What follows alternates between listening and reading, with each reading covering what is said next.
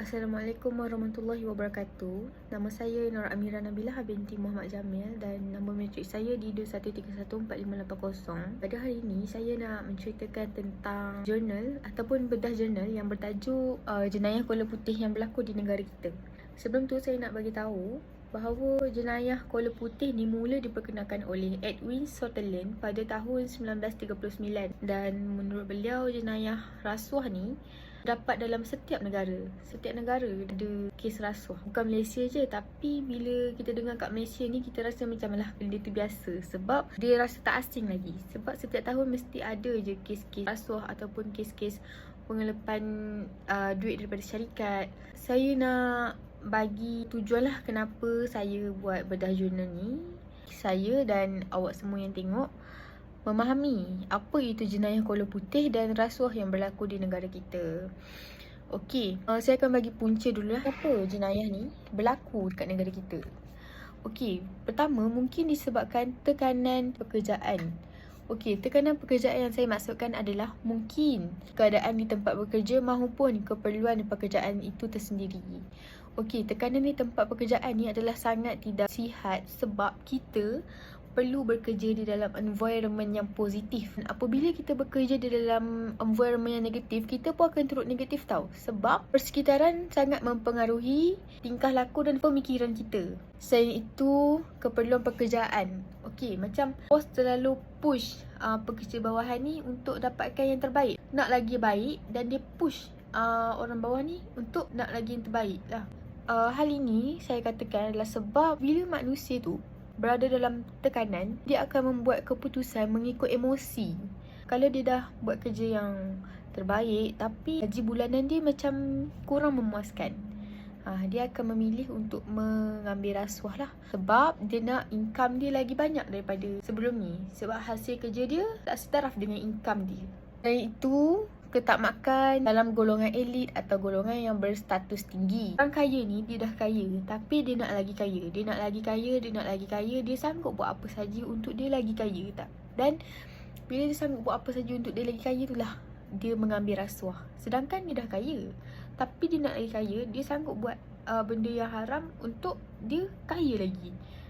Itu yang kita panggil tamak. Seterusnya saya akan cerita kesan-kesan lah pada masyarakat, pada negara, keluarga dan pada individu tu sendiri. Sebab kalau individu tu dia buat rasuah, kesan dia bukan dekat individu tu saja, tapi kesan dia kepada negara, masyarakat dan keluarga. Okey, saya akan ceritakan kesan-kesan kepada individu tu sendirilah.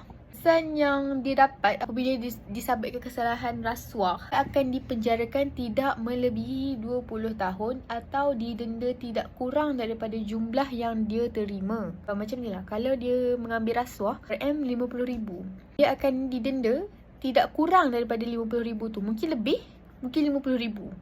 Selain itu, jika dia tidak membabitkan wang, individu terbabit boleh dikenakan penjara serta bayaran RM10,000. Okey, kalau dia tak ambil duit tu sekalipun tapi dia bersubahat, dia akan didenda RM10,000. Even dia tak ambil 1 sen pun pada duit rasuah tu, tapi disebabkan dia bersubahat, RM10,000 je. Saya akan ceritakan kesan terhadap keluarga lah. Kesan terhadap keluarga pula adalah apabila individu disabitkan kesalahan, pihak berkuasa akan menyita semua barang hak milik individu tersebut serta barang keluarga. Dan pihak berkuasa akan membekukan akaun bank yang tertuduh. Pihak berkuasa buat macam ni sebab contohlah, anak dia tu terbabit dengan rasuah RM50,000. Mungkin tertuduh tu beli barang-barang kat family dia guna duit rasuah tu. Sebab tu pihak berkuasa mahu memastikan sumber barangan tersebut datang dari sumber yang sah di sisi undang-undang. Okey, selain itu kesan terhadap masyarakat. Ini sangat memberi impak negatif lah sebab golongan miskin tidak mempunyai peluang untuk mengubah nasib hidup mereka. Okey, contohlah kalau individu yang main rasuah tu dia dari pekerja kerajaan yang memberi bantuan kepada golongan miskin, macam miskin tekar semua tu kan. Okay, kalau pekerja tu dia mengambil rasuah, macam mana dia nak jalankan tanggungjawab dia untuk bagi bantuan kepada golongan-golongan miskin ni, sedangkan duit tu dah dia ambil. Kalau individu lain main rasuah, orang yang tak bersalah pun tertindas. Okey, selain itu kesan terhadap negara. Apabila rakyat terlalu menggunakan jenayah rasuah, ia akan menyebabkan ekonomi negara merudum.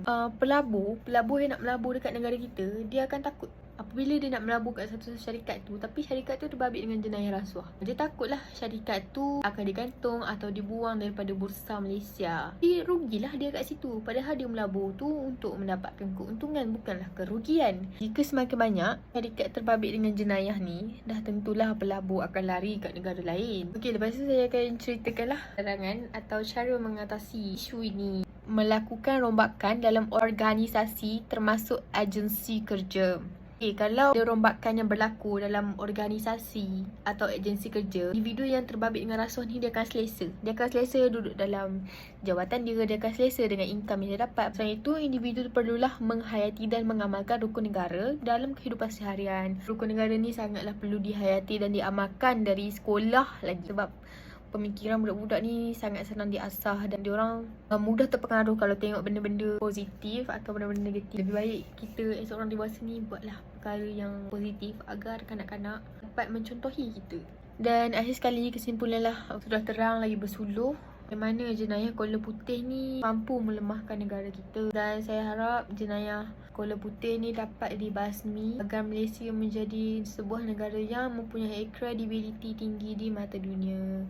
Sekian, terima kasih.